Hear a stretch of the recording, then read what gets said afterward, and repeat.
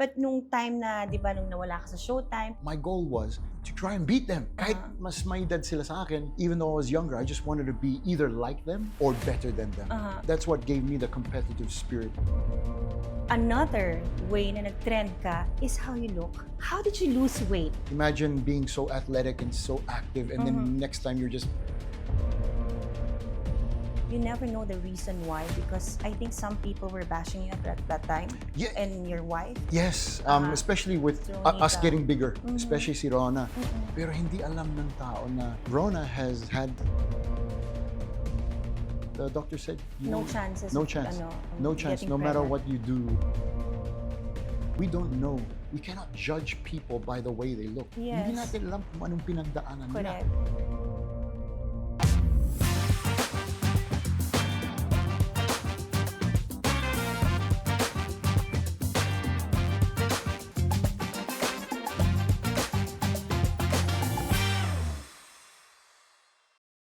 Hi guys! Welcome back to my YouTube channel. Today, sobrang exciting ang guest ko. Not only because he's a dear friend, but someone that I've worked with before in Bagani. And I'm super happy dahil ang grabe napaka-successful ng buhay niya. Ladies and gentlemen, Eric Eruption time!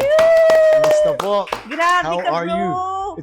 I'm shocked pagpasok pa lang. Ako din eh, nagkagulatan tayo. We saw each other, siguro parang ang laki ng difference. Oo, kasi Bagani time, no bro? Yeah. And Bagani time was 2017 tayo nagsimula, all the way to 2018. Oo, yeah. I will never forget that because that was my first real parang break sa teleserye. Kasi galing ako ng Lalo na Sangre. Then parang nag-jump ship to Bagani kasi magsisimula pa lang. And then they created us, the mga pirata. Tapos nagte-trending yung mga ano natin, scenes natin, di ba? Oo. Tapos after nun, actually hindi pa uso yung mga contents nun. Ikaw ang nagpauso eh. Naalala mo? Actually, like hindi natin alam back then what the future holds. Pero naramdaman ko talaga nung nagsimula ako sa Showtime in 2012, yung following, yung tinatawag na following, fans, supporters, and yung Twitter. Ang lakas ng Twitter noon. And then biglang dumating yung Instagram, Facebook. I just said there's something here. There's a reason why I've created this account. Kahit wala akong masyadong followers noon. Kasi it wasn't so dense sa social media. And then all of a sudden, 2019 came, 2020 pandemic, and that's when everything just skyrocketed. Yes, but during Bagani time, I remember during break time, sasayaw-sayaw ka doon. Mahilig ka talagang sumayaw to begin with kasi gifted ka talaga. Well, what probably halos lahat don't know, I used to compete in dancing. Even before ka naging athlete? Yes. So ever since I was a kid, yung nanay ko, tatay ko, mahilig sumayaw. Rock and roll yung style nila, mga tango, ganun. So we always go to yung mga dances, yung tinatawag na dances. So lights on, hindi nightclub mga adults. And then nakikijamming lang ako doon, spinning on the ground, kung ano yung uso noon. And ever since then, I just realized I had inclines sa sayaw, music, at yung pagiging atleta, and gaming. Yan yung three things talaga nung bata ako. Gaming. So noon, Nintendo, Atari, mga Super Nintendo. Second was, I was always exposed to sports. Dahil sa tatay ko. He loved sports. We played tennis, we played rugby, basketball, volleyball, lahat yan. And I was really, parang, ayoko maging boastful, but I became really good at it. And so, nag-achieve ka talaga. Tatlo kaming lalaki, kapatid. So my goal was to try and beat them. Kahit mas may edad sila sa akin, even though I was younger, I just wanted to be either like them or better than them. That's what gave me the competitive spirit na tuloy kung ano yung meron ako. If they're good at this, try kung abutin yan. You know? So the same thing with esports, gaming, being yung pagiging atleta, and then sayaw. Mahilig din sila sa sayaw din. So yung kapatid mo rin. Mga kuya ko. I have a question, Eruption. Di ba, gaming, athlete, and then now dancing, lahat yun nakuha mo. Kung baga sa bucket list, check, di ba? We'll talk about gaming muna. Okay. We talked about it kanina. Sabi mo, during pandemic, when everything else is talagang, di ba, wala halos work, ang gaming ang bumuhay sa inyo. Yes. Actually, couldn't believe it because 2019 pa lang, hindi 2020, 2019 pa lang, I signed a contract with Facebook. Gaming. Gaming yes. So, yes. Just to educate everyone that's watching, gaming is iba sa yung betting gaming. Yes, yung online, this is called esports in general. So Yes. ang esports is competitive gaming in regards to like mobile gaming. Mobile So Legends. like Mobile Legends, Honor of Kings, then PC gaming like Dota, Apex Legends, maraming mga games. Basta mga games talaga to have fun with. Console gaming, NBA 2K. I was already really good at that when I was a kid. I had no idea kung bakit talagang mahilig ako doon or anything like that. But sometimes God just allows you to give you these gifts. If you don't use it, mawawala siya. So ever since kid hanggang the time we were meeting, I was already playing Dota. I was already pag-uwi ko from Bagani. I would be playing I'll go home and play Dota. Playing, but at that time you weren't earning yet. No, kasi wala pa. Hindi pa uso yung live streaming. So fast forward 2 years, 2019, tapos na tayo sa Bagani. Yes. I signed a contract with Facebook Gaming and then signed a contract with Mobile Legends. And they give a lot, way more than sa pagiging Sa artista. showbiz? Oo. And nagulat ako. I was like, why so much? Kasi big company, galing China. So they invested in streamers to help promote their game. So 2019 was a good year kasi Legend was born, my son. When I was in Bagani, yung mga last tapings natin, we were able to save up money to be able to have IVF. Yes, Kasi that was parang ang ganda ng year na yung 2017 for me and 2018 because I was taping for Lalo na Sangre, I was taping for Bagani, and then I was doing all hosting jobs for most of the esports events na galing abroad din. So ang kukunin nila bilang host, ako. Because I know the game. So hindi pwedeng maging host sa isang bagay nang wala kang background. So they always got me kasi they always thought na, si ERUPTION, legit gamer ito. At host pa. So kunin natin siya. So that's what happened back then to 2018 to 2019. Legend was born and I made a goal, my only son, to be a hands-on daddy. So nag-invest ako sa computer, sa bahay. Camera, parang ganito. Camera, lights, everything. So I put money down for that. And I said, ang kontrata ko back then was siguro 4 times more than our showbiz or 5 times more. And then, ang hours is parang trabaho din. 60 hours a month. Di ba? Not that bad, right? 60 hours a month, tapos may salary ka.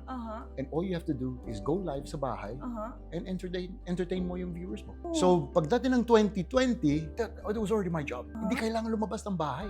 I'm just at home with my viewers and I was already having like millions of views na. How were you able to build that empire as a gamer? Yung first day mo as a gamer. Okay, first one, we have to rewind back to 2016.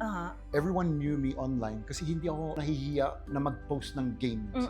Because alam ko, I prioritize my wife, I prioritize work bago ako maglaro. So that's yung mga parang rules ko. Responsible gamer. Yeah, responsible gamer. Before I play, kasi alam ko ilang oras ako mag-spend dun. So I just say, okay, today I have a checklist, I have to work today, I have to do this type of content, or I have a shoot, or I have a date with my wife, or something like that. So prioritize everything was that. planned out. Yeah, so I planned that out every now and then. And then back then, sa 2016, may lumapit sa akin na isang malaking kumpanya which is called Garena, League of Legends. So I'm sure mga viewers natin, they know what League of Legends was. And they said, Eric, would you like to play a game with us, a show match, with other content creators? Other big, parang names like Alodia, Fiao, yes, and a few others. And we will pay you. Nagulat ako dun. Papayaran na ako para maglaro. And then nagulat si Rona. At the same time, she was like, oh wow, they're gonna give you a check for this? Okay, papayagan kita maglaro. Like, kahit kailan. Because we had a rule back then para maging balanse yung buhay namin. THS. Lamang pwede sa akin. I can only play those. Yung ibang days, kay Rona na. Balanse talaga. Balanse na. Because before talaga, alam mo yung saying na Dota o ako? Yun talaga. Nag-aaway kami ilang beses because we had no grounds, no mutual grounds where we can say, oy, this is my time, or this is your time, or this is our time. Wala kang limitation. So pag ganyan, alam natin yung mga lalaki, we take advantage of that. When our wife or our girlfriends don't say anything, akala natin na okay lang, sige, maglaro lang. And then, kinubukasan, we forgot about hindi tayo nag-date or hindi tayo ganito. So we made that rule in 2012 pa lang. 2012 when nung naging kami, just to make, and beautiful enough, it made our relationship more harmonious. Kasi alam niya yung gagawin niya, alam ko yung gagawin ko.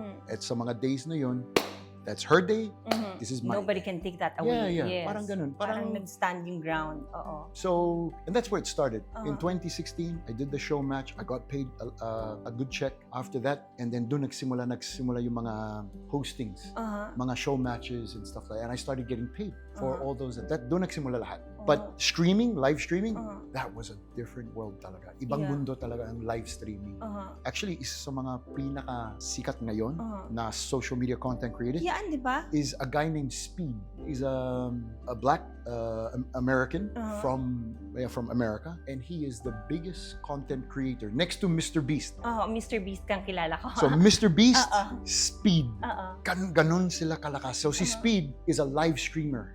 Siya isa sa mga idol namin worldwide, and now he's just taking live streaming worldwide. And then, bro, after nyan, how did you get into TikTok and then online contents na? Kasi I remember sobrang yung Ting Ting Tang, nag-trending ka doon. Ano yun? May team ka on it or ikaw lang yun? Actually, sobrang random din yung Ting Ting. Yeah. That was super. Pero that started it all, no? Yes, that what propelled me to another level. Yes. So during 2020, Globally. yes, globally. So 2019 to 2022, 3 years, live streaming lang talaga ako. And content creating. But in end of 2019, may nagsabi sa akin, di ba nagsumasayaw ka? Parang ganun. There's an app called TikTok. This is bago mag-pandemic. And I said, sige, tingnan ko. Download ko. And I downloaded it, and ang maganda kay TikTok is di mo kailangan mag-edit. Play mo music. Yes. Video mo yung sabay record, and then after, upload. Whereas usually, yung days na natin, we have to re-edit yung music pa, edit pa ng yung cutting and stuff like. Yun. So when TikTok came, I said, this is perfect. This is what I do. So nagsimula ako bago mag-pandemic. So when pandemic hit, I already had 1 million followers. Galing, no? Yeah. And then lahat ng gusto mo na achieve mo. Exactly, right? Says esports. Yung tatlo na yan. Esports, when I was a kid, athlete, when I was a kid, and then dancing. So when TikTok during pandemic started, I had 1 million followers already. Facebook was umahabol na. Facebook was like, I started, I think, bago mag-pandemic, like wala pang 50K followers. But during pandemic, nag 1 million din. So sabay-sabay silang nag-umangat. And I was like, oh wow, this is amazing. So I have a job now. I just create content at home kasi bawal lumabas. Yan yung... Yes. And then it came to a point where we were able to go out now. 2021, 22. And that's when I started doing my content outside, dancing everywhere, anywhere. And so, Kali nakikita kita sa gym lahat. So, ang nangyari sa Ting Ting, it happened in October. I remember the date. October 2022, I did it in the gym. Kasi parang cute yung music. So, and I did it in the gym. Pero nung pinost ko, walang views. Mahina lang. Siguro 5,000, 6,000. I said, baka hindi bagay sa akin to. A month later, pumunta kami ng Singapore. Kami ni Rona and mga friends. And then, the song came on again sa loob ng train. Subway. So I did it in the train and biglang, kim-kimbot lang and then just walang masyadong, parang pag percentage-wise siguro yung sayaw ko was 60-70% lang. Ganon. And then, pinost ni Rona that day. The next day, umabot ng 100,000 views. And then yung page ni Rona is private. Walang masyadong followers. So bakit nag-trend siya? Umangat like 100,000. That's very kakaiba. Imagine if, kunin ko yung content na yan, popost ko sa sarili kong account. I have 4 million. And I said, I'm gonna do it. Sige, we got nothing to lose. Pinost ko, and then boom, 6 million in one day. For the first 24 hours. And I was like, ano ba to? Ginawa ko to sa gym last month. Wale. Tapos ngayon, dahil sa loob ng train, public place siguro. And I kept it to myself. You see the video. I'm not intruding sa mga ibang tao sa paligid. No, I'm just ganun lang. Just feeling myself, I guess. Yes. And then 2 weeks later, I was in BGC for a meeting, and then may lumapit sa akin na 4 na lalaki. They said, hey, Eruption, alam ko busy kayo, kumakain ka, pero okay lang na makikolab kami. And I was like, my rule is never say no. As an artista, you just never say no. But you've always been nice. I try. Because we always have to think, yung bilang artista, these people know us for a reason. They support us. They know us. Maybe of something we did good, or I'm sure you have that. I'm good that you said that, because there's, may mga mga artista that when they have their private time, they don't want to be disturbed. But ako, We understand that though Diba Medyo mahirap din Gusto Oo. natin na may sariling space. But Yeah. my rule I put up Ako ever din. since I started, just never say no. Never say no, because you'll never know tomorrow that might be the last day of that person, and that picture might make them happy. Yeah, exactly. So why not yes. give it to them, Give it them diba? that opportunity. Yes. At gaano katagal po yan? 10 seconds? Correct.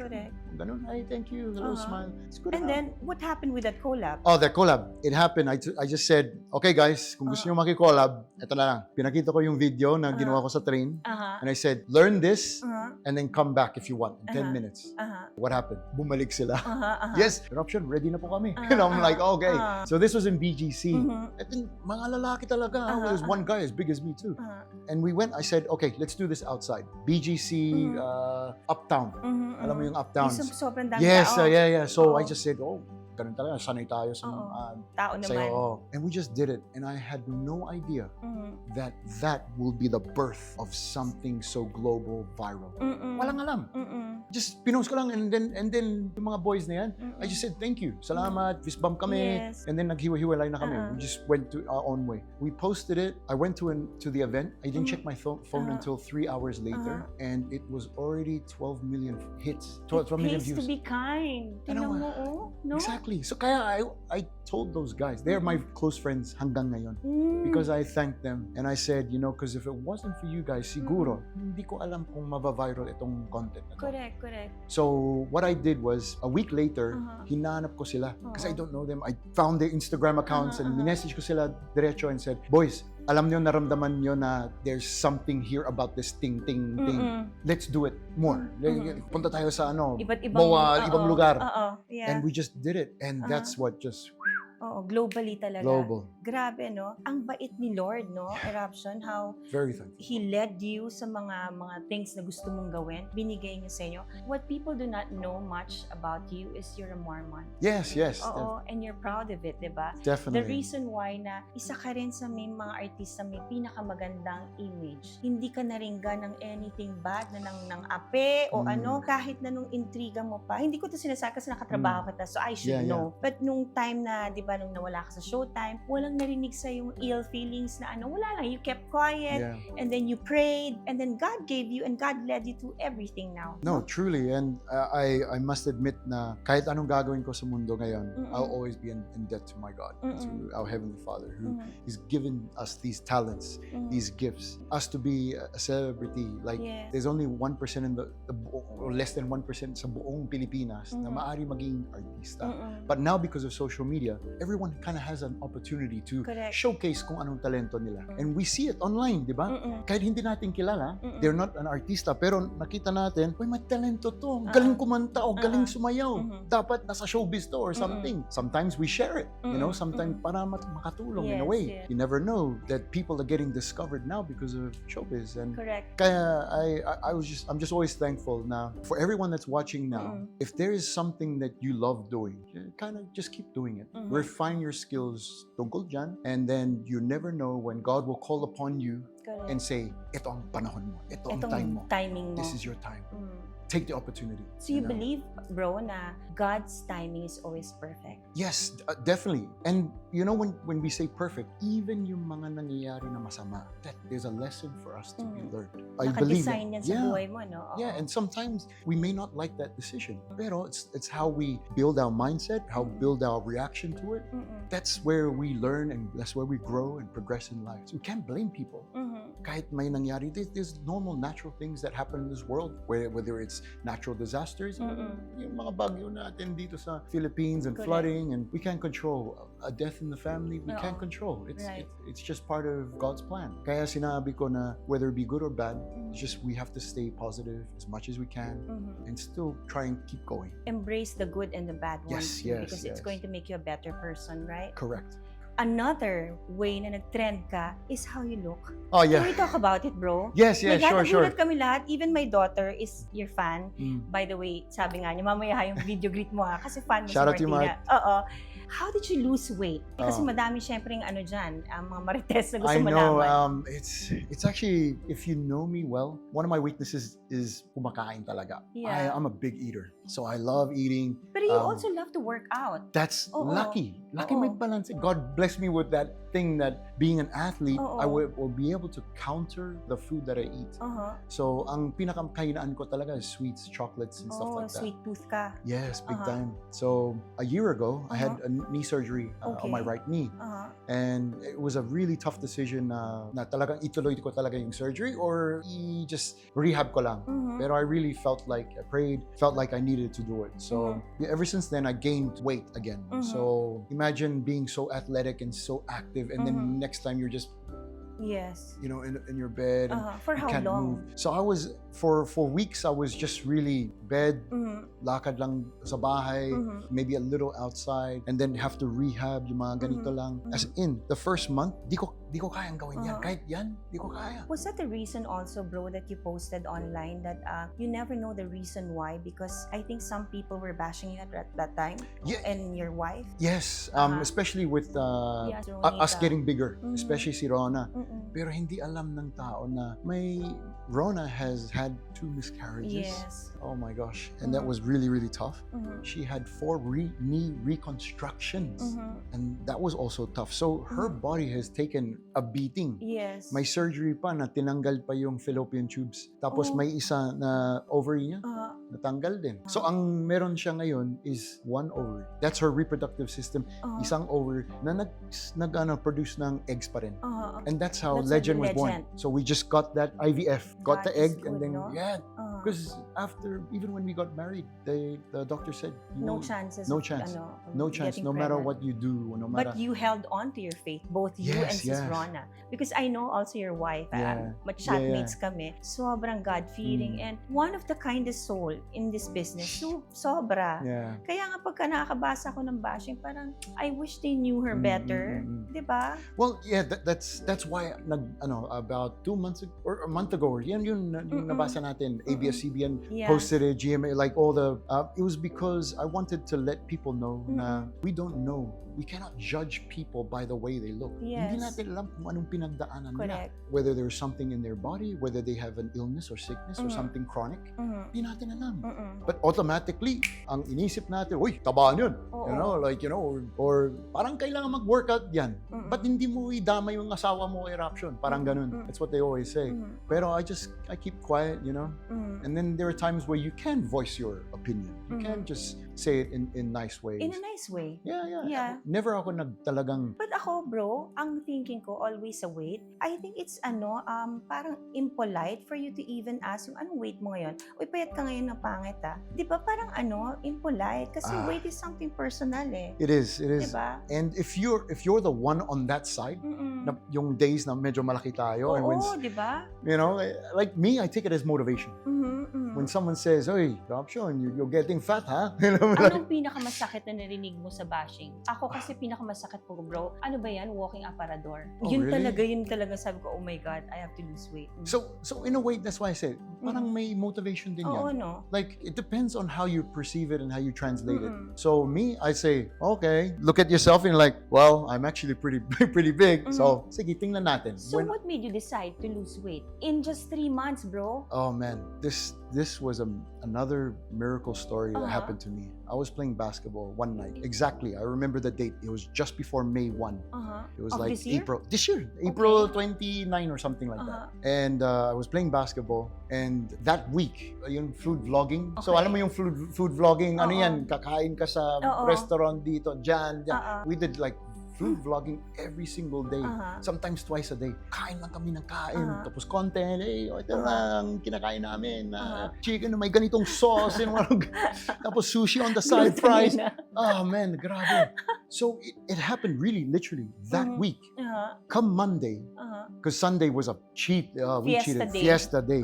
Monday night, I played basketball. Long story short, patapos na yung game. And then I was sitting there like this. And I looked down. And I saw this huge puddle of water from my pawis. It's like, kadiri But I'm just like thinking, is this parang inisip ko, is this my time? Is this God telling me na ituloy ko na to? Make pawis just every day, just work out, train. or do something. Alam niyo yung ginawa ko? Nagdasal ako. Uh-huh. Just on the spot, while everyone is playing basketball. I just blocked out the noise and I said a quick small prayer. And then within 5-10 seconds, ang answer doon was, Eric, mag-fast ka. And I was like, I got a little teary-eyed, emotional. I was like, maybe I need to really take a break from everything that I've been doing. I've been feeding my body a little too much. Masaya naman ako, I'm happy. Yes. And so right then and there, I went to my friends and I told them, boys, kasi ang plano namin, magpipizza kami after basketball. Ano na, alas 9 na, alas 10 na gabi. And I just told them, boys, I'm sorry, hindi ako mag-join mamaya. Hindi na ako kakain. Nagpas ka. And then tumatawa sila. And I said, no, mula today, hindi na ako kakain. I don't know how long for, pero I will not eat any food. And lo and behold, I didn't eat for 6 days. From that time on? That night. Oh, so you 6 really days. fasted. I fasted. And then after Amazing. fasting? And then I hindi ko alam kung hanggang kailan. After the first day, 24 hours, sabi ko, may lakas pa rin ako. It was siguro that prayer that gave me motivation that saying, Eric, ang tuhod mo medyo okay na. I-rehab mo, lose some weight para lumakas siya. Do everything that you can. Pero huwag kang tumigil mag-workout. So just keep working out. So every day nag-workout ako. And ang goal ko is, after ng workout ko sa umaga, tingnan ko kung gutom ako. Second day, after workout, di ako gutom. Tubig lang. As in, all the way? All the way. And then I was just put lemon in the water para, flush. And then also Himalayan salt. Kasi para sa minerals. Pink salt. Yes, pink salt. Minerals, very healthy yan. And vitamins. And I took my vitamins, B-complex, vitamin C, all that. And then there's a 0-calorie amino acids to help for the muscles. Like that. So 0-calorie siya. And that's all I was taking. So after the third day, which is 72 hours, akala ko magsa-stop na ako. Tama na yan eh. Because usually 3 days is a good reset for your body. A good reset. Detox. Yeah, detox. And there's a lot of health benefits. May tinatawag na autophagy. And ang autophagy is getting rid of bad cells in your body and renewing them and restoring them. Reset. And renewing your body. So your body is really giving a break. So that's why God told us in the scriptures, sa palang, mag-ayuno ka. And I didn't realize how important it was. Akala natin is to go without food, to sacrifice food and for others, type of thing. Kung may purpose ka. And in church, we do this once a month. Prayer and fasting. Yearly. Yes. So, napakahalaga nun. And I felt like I was doing that. Pero kahit water fast, it's still healthy. Yes. And so, after yung 72 hours, I went for the fourth day. Same thing. After workout, may energy pa rin ako. Kaya pa. Nagbabasketball pa rin ako. Wow. I'm running everything and I'm working out. I'm lifting a lot. And then after the 5th day, I said, I think tama na. I could keep on going, pero I think that my body has done a great job, and I can't remember how much pounds, but I know it was double digits agad in those 5-6 days. Kasi remember, ang pinakasimula first couple days is water weight. And then you go into yung tinatawag na fat for fuel. Ang ibig sabihin nun is when you go without food, wala tayong energy pool. Wala tayong yung tinatawag na glucagon or glucose system. Kasi ubos na ang pagkain. Which is yung nag-aano ng sugar. That's it. And that's gone. Pag na-deplete yan, saan makukuha natin yung energy na? From fat. So that's what makes us keep on working and biglaan, like in the morning, pagising natin, we usually have natural energy. And that comes from the storage on our fats. Right. So when you start working out, yung tinatawag na intermittent fasting to fasting, you start going into this thing called ketosis, which is fat for fuel. And that's what you're gonna be using, even the brain. Kaya mag-dictate sa brain mo na okay ka pa you're kaya fine. ko. You're fine. So at marami pang benefits ang fasting. Besides, lowers your blood sugars, lowers your blood pressure. Lahat, dami. Yeah. And also, you're guided by God. Definitely, prayer and fasting. Because not everyone can do that, di ba? Then, 3 months, yan na. Yes, this is what I'm doing. And I just really thought na, let's just try and eat a little more healthier. Pero I still pig out every now and then. Kasama ng asawa ko. You have a cheat day. Yeah, cheat day. To reward yourself. Yes.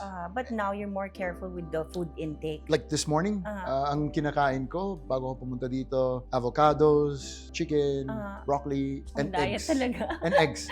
Pero natutunan ko like to love it. And I love that food. Ang galing, no? Lahat ng gusto mo at naiisip mo, basta pinagdadasal mo, nakukuha mo. That's how you said it is actually talagang perfecto yun. Because when you bring Heavenly Father in everything you do, mas guided ka sa lahat ng gagawin mo sa buhay. That's the reason why I really wanted to do an interview with you, because I wanted people to be inspired, not just by your journey, but because I wanted them to see na hindi porket nasa showbiz, masamang tao. Di ba may impression na ang mga pag-artistang lalaki, babaero, hindi nyo alam. Maarte. There's a lot of things. Negative things, di ba? Pero pagka nalaman nila, hindi nyo ba alam si Eric Tay, Mormons, nagmi-missionary pa dati yan? Yes, that's one thing na hindi pa. Diba? I was a full-time missionary and na-assign ako sa Bicol. Dati, ay marunong talaga ako mag-Bicolano. And it was so good, you know? Lami! Oo, lami. It's diba? delicious. Masarap. Yung mga oragon. Oo, oragon. Just mabalos sa indong gabos. Sa mga taga-Bicol. Oh, yeah. Kaya sobrang happy ako sa'yo, bro, sa lahat ng na-achieve mo because you worked hard for it. I think that's something that we take for granted sometimes when we have talents or skills. We don't work on it.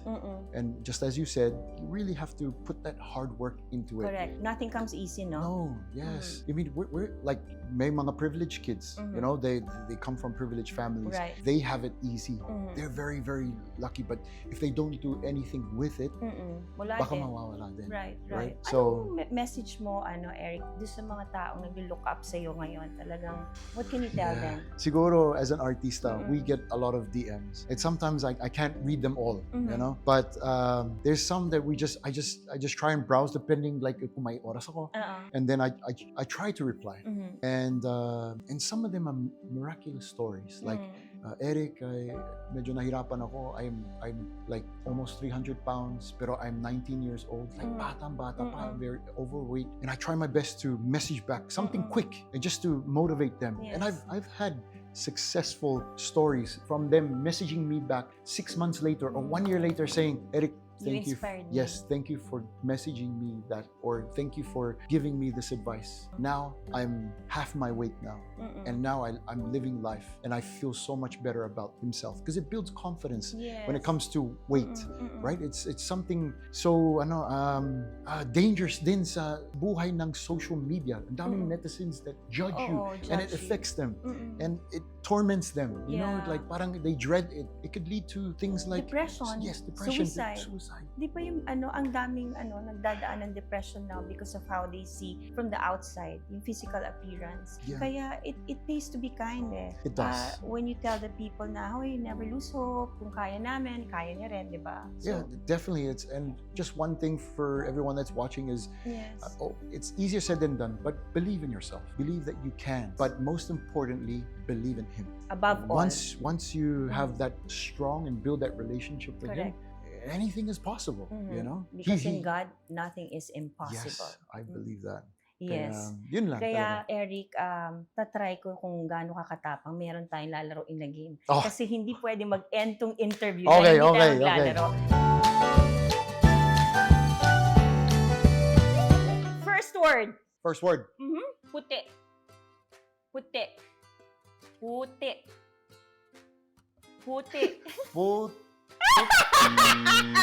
No. Puti. Putiki. Oh, man. Ano pa to? Putiki. Tagalin mo. Alam mo yun? Alam mo yung, akala ko ba favorite mo? Oo, pero ang lakas nito. Iba tong lemon na to, grabe. Alam mo ka yung first word? Puti. Sabi mo puti. putiki. Oh my gosh. At least, malapit. Yes. It was Close enough. Close enough. close enough. Okay, So, next one. Kaya, yes. Second word. Okay, second. Okay. Talangka. Talangka. Talangka. Talaga? Hindi. Talaga. No. Talangka. Talangka. Talangka? Tama. Ano yun? Talangka. What's Crab.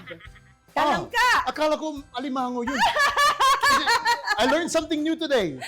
talangka. Para sila yung baby na ano, di ba, na crab. Yung mga maliliit, talangka. Sabi mo nung una talaga, pero ito, talangka. Hey, this is a lesson that to everyone there, you will always learn something new. So alimango is a big crab. Yes. And then Talangka talangka is a small crab. Yes. Alam Jasper, na. hindi mo sinabi sa akin yan. Third word. Bungis-ngis. Bungis-ngis. Bungis-ngis. Bungi? Ano? Bungi? Bungis-ngis. Bungis-ngis. Bungis-nis? Sayang, close enough. Close enough. Bungis-ngis. Anong ibig sabihin nun? Sabi, bungis-ngis is yung parang tawa ka ng tawa. When you just laugh about small things. Ako, ngayon, bungis-ngis. Mapabiro? No, Mapatawa? No, bungis-ngis is yung tawa ka ng tawa. Yung parang little things lang. Alam tawa mo, ka ng asawa ko, she's the same. Oh, I should tell her, she's bungis-ngis. bungis-ngis. Yes, hindi bunis-ngis. Sabi mo, so isa ka pa. Sabi niya kanina, bunis-ngis. So the word is Bungis-ngis. bungis-ngis. Yes! Bungis-ngis. Dahil I dyan, told you, this game fits him. At least healthy, di ba? Hindi ka namin pinainom. Normally, pag ganito, papainumin namin ng shot ng alcohol. But since you're clean living, lemon, tapang. pero masarap din. Di ba? But it's good for diet. Yes, yes. Oh, di ba? Anong tawag dyan? Hindi matapang, Ano?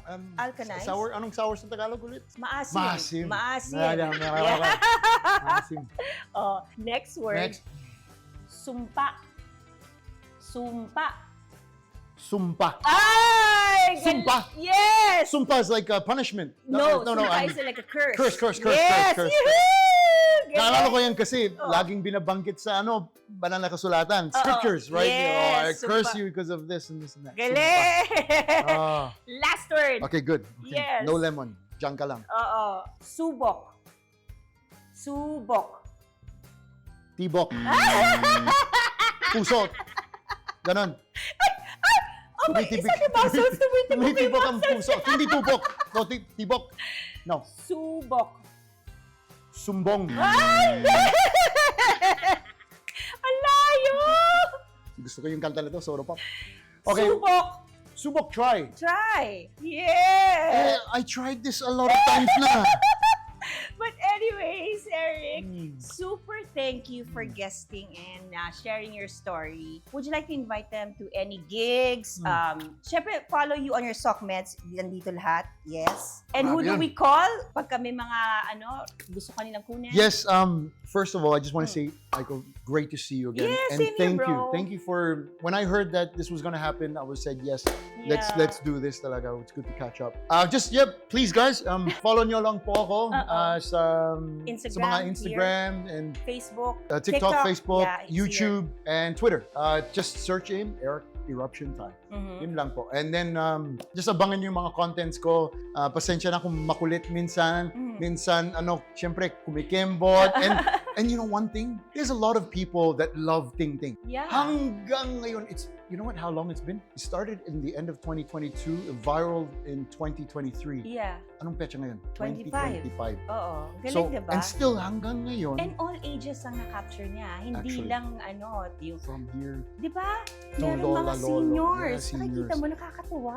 And that's why I'm saying, like, I'm very thankful for them. Yes. Kayo, I'm very thankful sa inyo for following me, for inspiring me also. Because we do get inspired from our Yes. followers. When you're not having a great day and they message you something so positive and Yes. say, hey, Eruption, do your thing. Kung anong ting-ting na yan, do your thing. You know?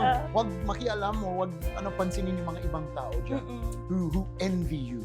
And you know, I appreciate that. I appreciate these. And then sometimes may mga nag-bash. And then 50 comments ng supporters ko. Hoy, sino ka? Hindi mo kilala si Eruption, ganito, blah, blah, blah, blah, blah. O si Rona, ganito. And I was like, I'm really surprised and I'm really thankful. Kasi dahil sa inyo, may trabaho kami bilang artista, bilang isang content creator. So, thank you sa inyo. Everything that you guys do. We appreciate that. And Aiko, maraming salamat. Salamat din for sharing your story. Ladies and gentlemen, the one and only, the Eruption. Thank Eric you, thank you. Yee!